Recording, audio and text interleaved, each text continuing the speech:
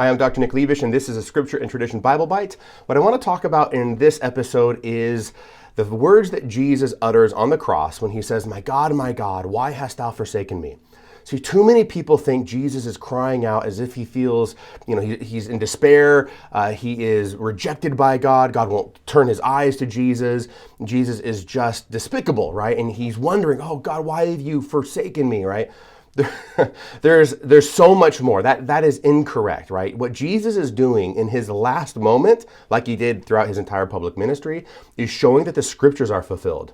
When he says, my God, why hast thou forsaken me?"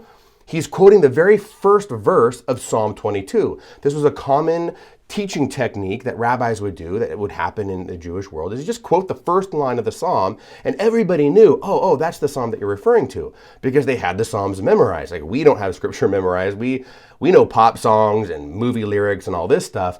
They knew the scripture, so it only took one verse, the first verse, and everything would come to mind.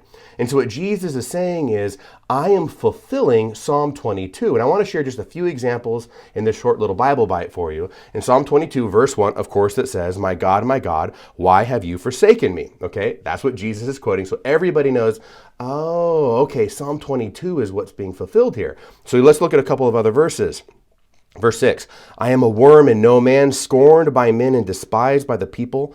All who see me mock at me, and they make mouths at me, they wag their heads. He committed his cause to the Lord, let him deliver him. Let him rescue him, for he delights in him. That sounds exactly like what Jesus is experiencing here at the crucifixion. Everybody's saying to Jesus, oh, you delivered other people, deliver yourself, come down off the cross. And they're despising him and striking him and punching him and spitting on him.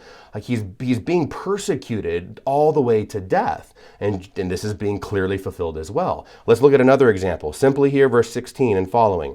Yes, dogs are round about me. A company of evildoers encircle me.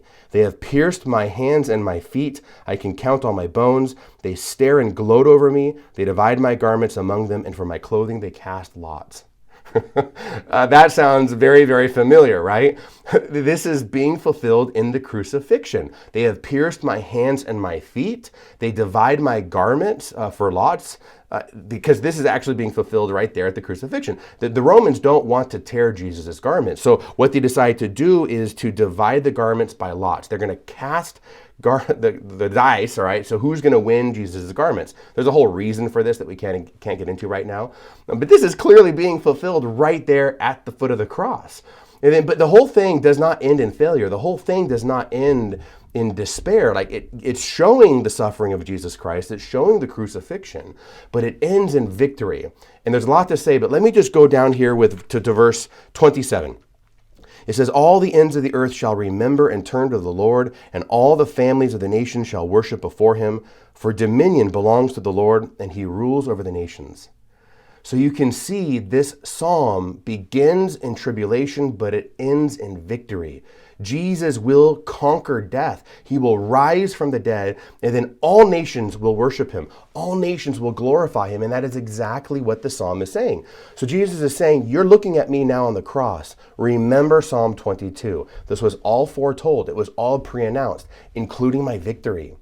This is what Jesus is saying. He's not despairing. He does not think that God has turned his back on him. That's not the truth. He's quoting the scriptures. I remember learning this in college, and it blew my mind. And whenever I teach students, they're like, wow, this is amazing. So I hope that's your experience as well. Please leave a comment and share what your reaction to this is, and maybe you have a couple of insights as well. And be sure to like and follow. Share it with a friend if you could. And follow me at scriptureandtradition.com. We got full courses there. God bless you.